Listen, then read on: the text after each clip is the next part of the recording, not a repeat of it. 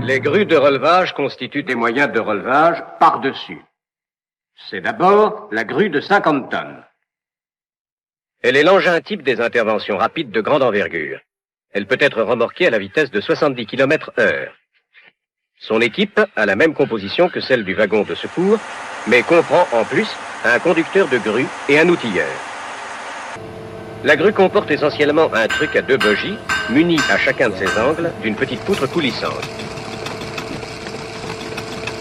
L'ensemble des 4 petites poutres appuyées sur leur calage constitue le petit calage. Au milieu du châssis, une poutre plus importante coulisse par l'intermédiaire d'une commande à cliquet, soit d'un côté du châssis, soit de l'autre.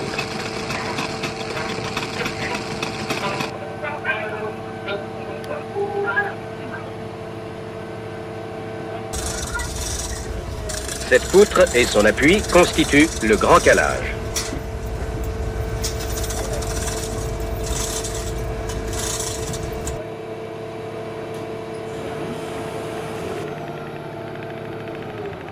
Aux 4 angles du truc se trouvent des griffes qui permettent de contrôler sa stabilité.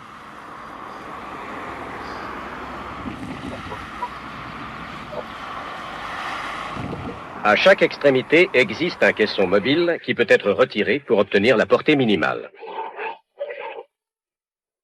Le truc supporte la grue proprement dite. La cabine contient la chaudière, le moteur à vapeur et la machinerie.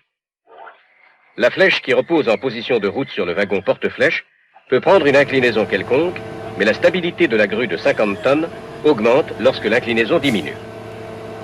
La flèche est munie à son extrémité d'un petit crochet et environ aux 2/3 de sa longueur d'un gros crochet. Quand on fait travailler la grue avec le petit et le grand calage déployés, 5 calages, les charges maximales pour chaque portée sont identiques, dans le demi-plan horizontal qui comprend le grand calage. Ceci est valable pour le petit et le gros crochet. Avec le gros crochet, à la portée minimale de 4,90 m, en utilisant les 5 calages, la grue peut porter 50 tonnes dans le demi-plan horizontal comprenant le grand calage. À la portée maximale de 7,50 m, avec les 4 calages, la grue peut porter 23 tonnes suivant l'axe de la voie et 16 tonnes en travers.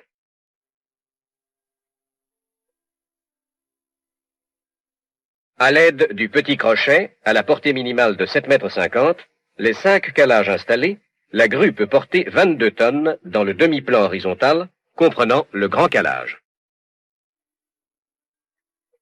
À la portée maximale de 12 mètres et pour 4 calages, la grue peut porter 12 tonnes suivant l'axe de la voie et 9 tonnes en travers.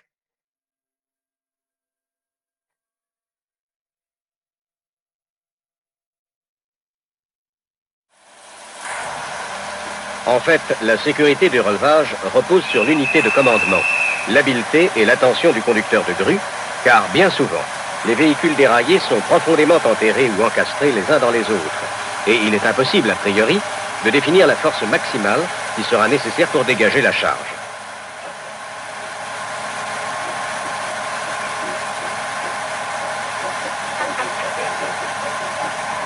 Toutes les opérations préliminaires connexes ont bien entendu été effectuées. Rectification de la voie à l'endroit de la grue pour avoir un dévers nul, échange du bulletin de sécurité, ripage ou démontage éventuel de la caténaire. L'opération de relevage s'effectue en 2 temps. D'abord, redresser le wagon, pour cela fixer un câble qui contourne la caisse d'un seul côté.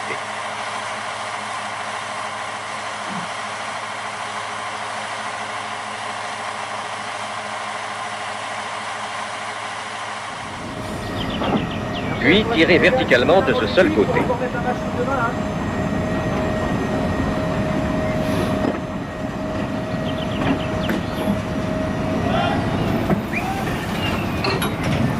Ensuite, il faut lever, orienter et renrailler.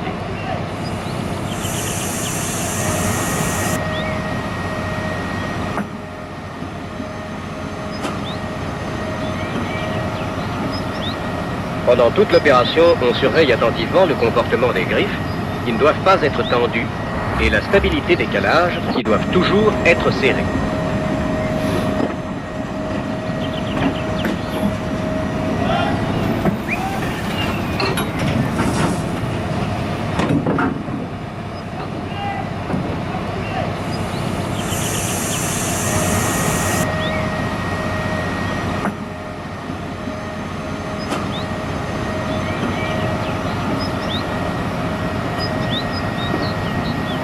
La grue de 85 tonnes est surtout destinée à opérer des relevages spéciaux d'engins moteurs ou de véhicules déraillés loin des voies et exigeant donc de grandes portées de flèches. Contrairement à la grue de 50 tonnes, elle est beaucoup plus stable pour les grandes inclinaisons et sa stabilité est maximum lorsque sa flèche est horizontale. C'est pour cette raison qu'en position de route, la flèche ne repose pas sur le wagon porte-flèche. Elle peut être remorquée à la vitesse de 80 km/h, mais seulement sur certaines lignes désignées dans une instruction générale MT25C. La grue de 85 tonnes repose sur un truc automoteur à 4 essieux. Dans la position de route, le poids de la grue est réparti entre le truc et 2 bogies.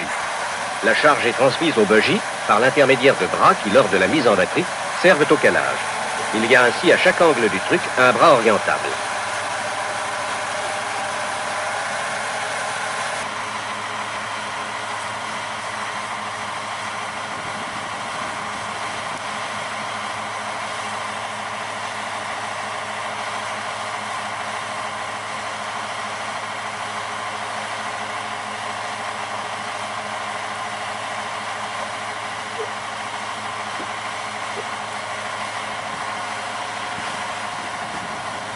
L'ensemble pèse 125 tonnes, et pour éviter pendant la période de travail que le poids total repose sur les roues, 2 vérins disposés de chaque côté du truc viennent prendre appui sur des calages.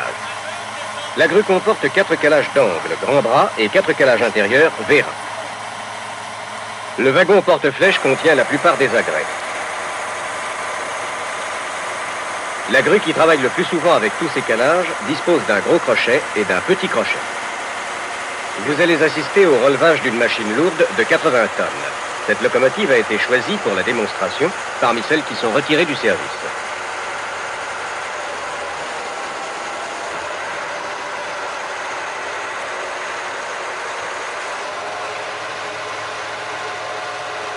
Deux précautions essentielles sont à prendre, en plus de celles déjà indiquées pour la grue de 50 tonnes, et concernant le dévernul et la protection de l'équipe. Premièrement, bien régler l'arrimage du véhicule déraillé pour que le centre de gravité de la charge soit à la verticale du crochet.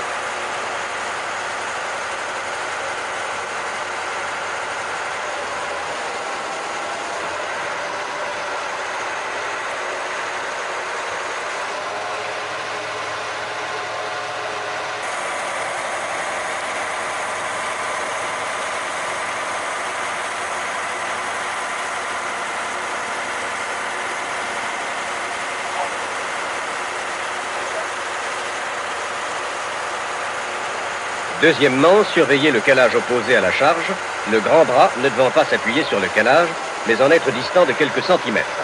Ce calage dit calage du coup de fouet évite le basculage de la grue.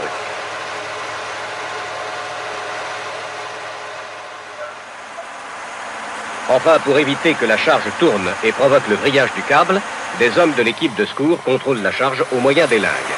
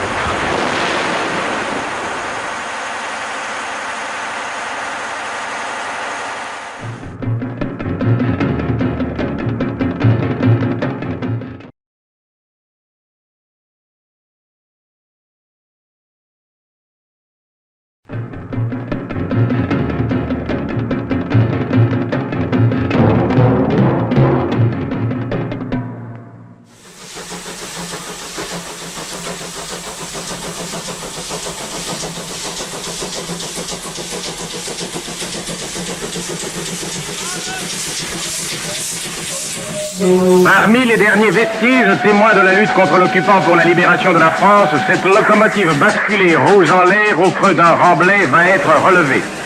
C'est en Bretagne, non loin de Rochefort-d'Aisne, que l'on va pratiquer cette manœuvre particulièrement délicate. Une voie spéciale est aménagée pour permettre l'arrivée des deux puissantes grues qui vont procéder au relevage de cette machine de plus de 100 tonnes.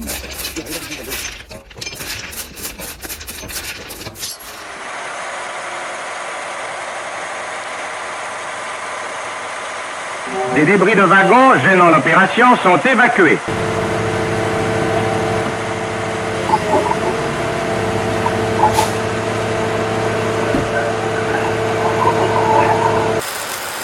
Les pièces cassées dans la chute et pouvant entraver l'exécution de la manœuvre sont découpées au chalumeau.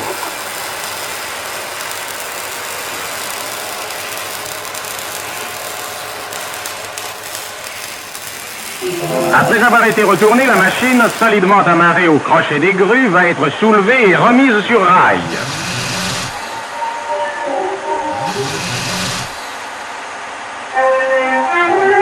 Et à l'issue de plusieurs heures d'efforts, lentement et avec précision, cette unité de notre matériel de traction reprend contact avec la voie. Et bientôt, pansée de ses blessures, puissante et docile, elle reprendra la route.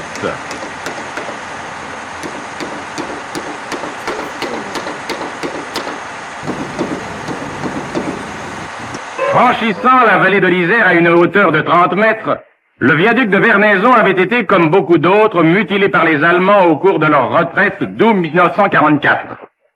Sectionné au droit de la première pile, une travée métallique s'était effondrée dans le lit de l'Isère.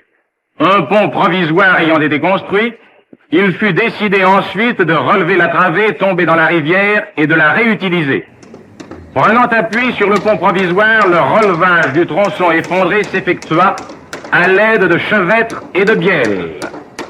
Ce relevage par les cheveux fut exécuté sans aucun incident notable et, une fois de plus, la précieuse matière première était économisée.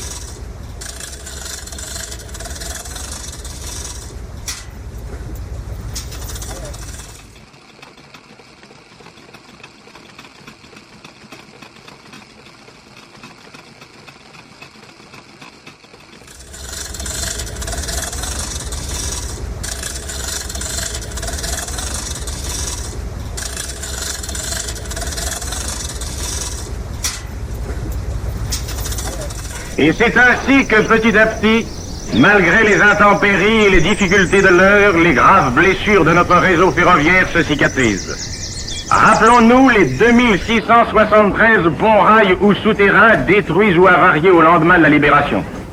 En décembre 1947, 685 sont encore de construction provisoire, mais 1796 ont été reconstruits en définitif. Et parmi les plus importants, Nogent, Maintenon, Orléans, la Canardière, la Mulatière, Avignon, Nevers et bien d'autres encore, ce qui montre que nos chemins de fer sont en pleine guérison grâce au courage et à la bonne volonté de tous ceux qui les servent.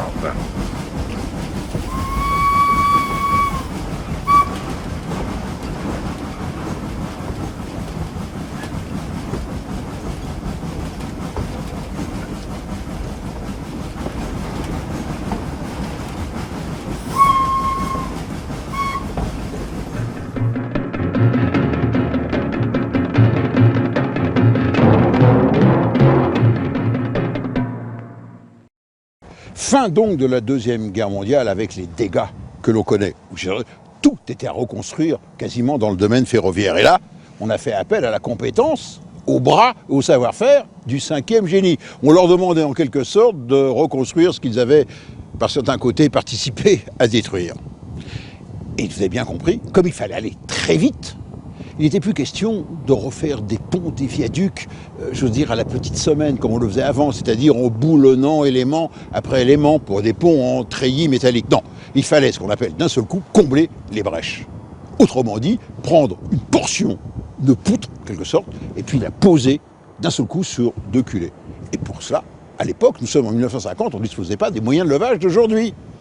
Et c'est là où intervient cette idée de génie, le mariage entre le génie militaire Et la SNCF, pour avoir conçu, regardez cet engin, unique au monde, le diplodocus. Diplodocus, pourquoi? Eh bien, en raison de sa forme. Un véritable monstre sur rail, mais extrêmement astucieux. Pourquoi? Parce que cet engin, qui est en somme une grue, pouvait prendre un élément de 50 mètres, 40 mètres de long, 50 tonnes, et puis le poser entre deux culées, une fois qu'on les avait bien sûr réparés. Et d'un second, on comblait une brèche. D'autre part, regardez cet engin, vous voyez comment il est constitué, avec ses wagons porteurs qui portent les flèches lorsqu'elles sont reposées. Eh bien, cet engin, vous voyez, circule sur une voie SNCF tout à fait classique. Autrement dit, on peut le mettre dans un convoi. On peut le remorquer à 80 km/h. Deuxième astuce, que lorsque vous prenez un élément, vous avez donc, il faut un calage, il faut éviter donc les porte-à-faux. Eh bien, l'astuce, c'était, vous voyez, il y a donc deux flèches. Pourquoi? Parce qu'il y en a une qui porte, et la deuxième ici, au bout, eh bien, on accrochait un wagon qui servait de contrepoids. Fini donc les blocs de béton que l'on met aujourd'hui dans nos grands retours. Et puis enfin, troisième possibilité, cet engin, qui avait un fourgon producteur d'énergie, on le verra tout à l'heure, eh bien, pouvait se déplacer à raison de 8 km/h sur rail. Et cet engin a permis de relever la France. Car on était dans les années 50, pour relever le pays, pour redémarrer, il fallait disposer du charbon, capital, et du minerai de fer. Bref, remettre en route la sidérurgie. Et pour ça, il fallait vite refaire les ponts qui avaient été détruits au conflit. Eh bien, rendons hommage au diplodocus qui a participé à la reconstruction du pays. Et il existe aujourd'hui, vous allez le voir, un personnage amoureux du diplodocus qui l'a utilisé. Gilles, vous êtes l'un des derniers à avoir utilisé le diplodocus. Vous étiez quoi, le conducteur, on peut dire ça? Le pilote, oui, tout à fait. Le pilote. J'ai servi pendant 3 ans et demi sur ce monstre. C'était facile à mettre en œuvre? Parfois non, parce que souvent les intempéries, fallait mettre 45 minutes pour le démontage et le montage. Donc lorsqu'il faisait beau, ça allait, mais lorsqu'il pleuvait, il fallait tenir des délais, quoi. Ah ben c'est fait pour travailler dans tous les temps, ça. Tout à fait. Ouais. Voilà. Comment ça se passe? Ça, c'était votre place ici, là. Montrez-nous. Alors ça, c'est une des deux cabines. On a deux cabines, pour la flèche A et la flèche B. Ici, nous avons un verseur, enfin, deux commandes, un inverseur, plus un volant pour les vitesses. Donc, Non, c'est parce que l'engin était automoteur. il était automoteur, oui, tout à fait. Il se déplace à l'aide de moteurs électriques. Il se déplace à l'aide de moteurs électriques et en rampe, certaines fois, si la rampe est trop importante, nous mettons des chaînes pour relier les deux moteurs électriques de manière à pouvoir être tracté en toute autonomie.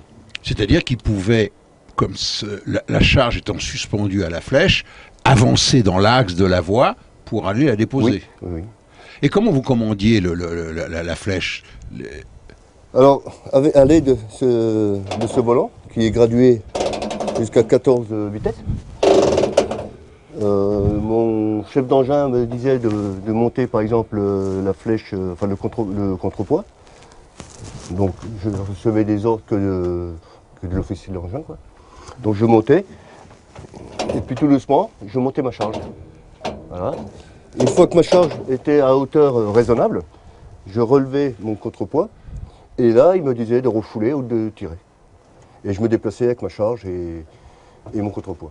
Alors vous avez participé à quelles opérations spectaculaires?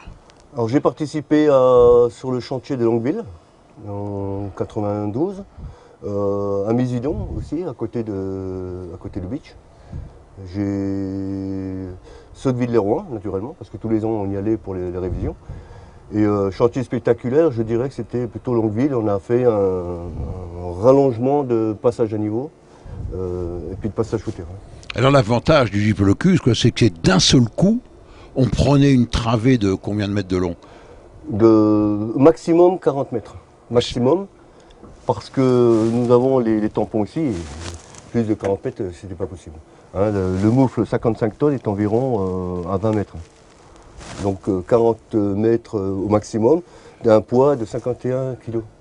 51 tonnes. Et ça, on pouvait poser d'un seul coup une grosse travée pour combler une brèche. Voilà. En une seule fois, et on pouvait passer dessus. Le diplodocus donc était garé normalement ici, mais également il y avait toute une phase, disons, d'entraînement, apprendre les gens à le manipuler. Donc ça se passait ici. Exactement. Je vais vous montrer.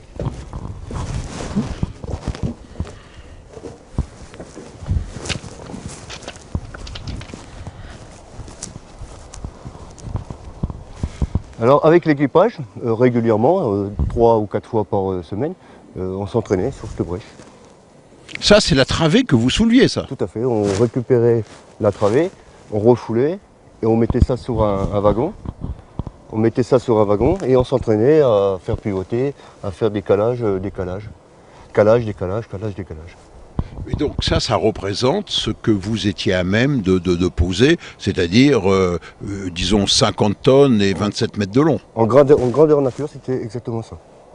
C'est pour que l'équipage puisse s'entraîner et être au contact direct avec le tablier auxiliaire. Mon cher Philippe Merville, vous qui êtes le patron du musée de Mulhouse, allez, faites une grosse place, et puis il faut l'accueillir.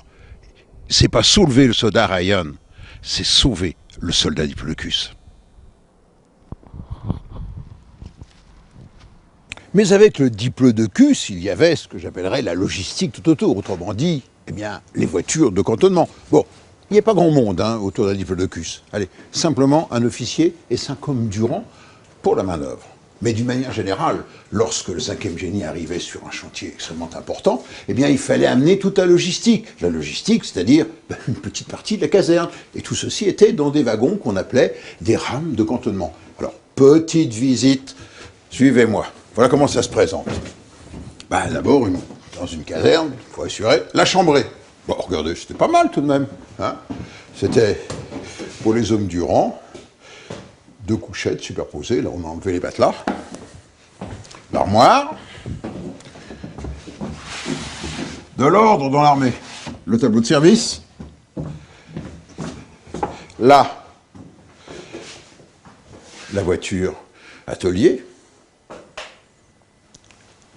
dans ce compartiment, le groupe électrogène, de façon que le diplodocus et la rame soient autonomes en énergie. Donc il y avait un moteur diesel qui entraînait un alternateur et fournissait du 380 volts. Suivez-moi. Ensuite, eh bien, il y a ce qu'on appelle les sanitaires, lavabo, douche, les toilettes. Le chauffage est assuré, s'il vous plaît, par une petite chaufferie au mazout, comme on appelle le mazout. Voilà. Et puis, de l'autre côté, dans l'autre voiture, ça c'était les hommes du rang, et puis là on va dans le carré des officiers et des sous-officiers. C'est un petit peu mieux. Suivez-moi. Vous voyez qu'il s'agit du matériel ferroviaire tout à fait classique, des voitures qu'on appelle au CEM. Alors, vous allez voir, d'abord, petite kitchenette, parce que le cuisinier est très important à l'armée.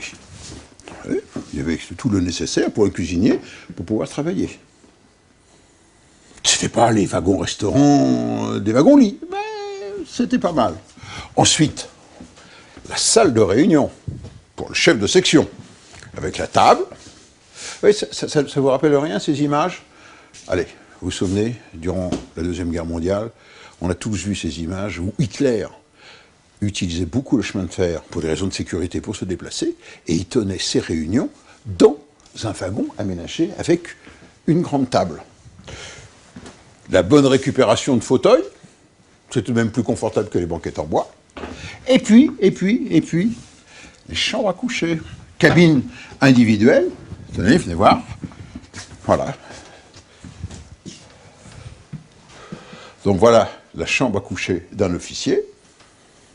L'armoire, petit lavabo,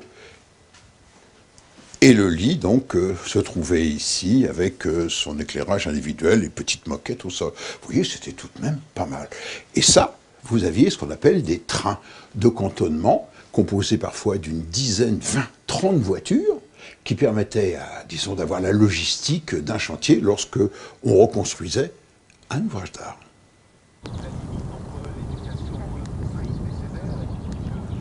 Est-ce qu'on a une idée de l'avenir de la caserne des matelots, ce qui va se passer avec la réorganisation de l'armée, le regroupement?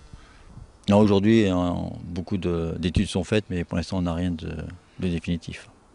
Donc on ne sait pas si on va garder une partie des matelots, la totalité, je ne pense pas.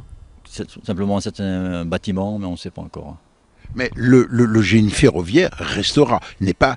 On n'abandonne pas le chemin de fer à l'armée. Non, le régiment garde ses capacités routières, enfin ses capacités routières et ses capacités voies ferrées qui va être transférées à Montmelon. Donc on pourra toujours construire au niveau des camps militaires. C'est notre mission, quoi, le régiment. Construire des voies ferrées, embranchements SNCF, voies militaires. Et peut-être en OPEX, et un jour, comme on l'a fait il y a quelques années au Kosovo, si on nous demande. On quitte à regret le 5e génie consacré, vous l'avez vu, à l'art du chemin de fer dans le domaine militaire.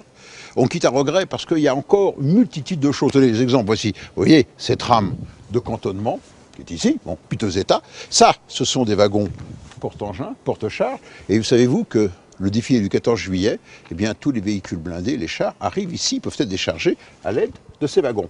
Et puis là, derrière, il y a des locotracteurs. Pourquoi? Parce qu'il faut entraîner le personnel à la conduite, et il y a également des wagons de ballast, parce qu'il faut apprendre aux gens à remettre en état les voies ferrées, les aiguillages. Alors, si vous voulez en savoir plus sur le 5e génie, moi je vous conseille de lire cet ouvrage très bien documenté, très bien illustré, aux éditions Lavozelle. Le 5e génie d'hier, d'aujourd'hui, j'oserais dire, et de demain, l'aventure des sapeurs du chemin de fer.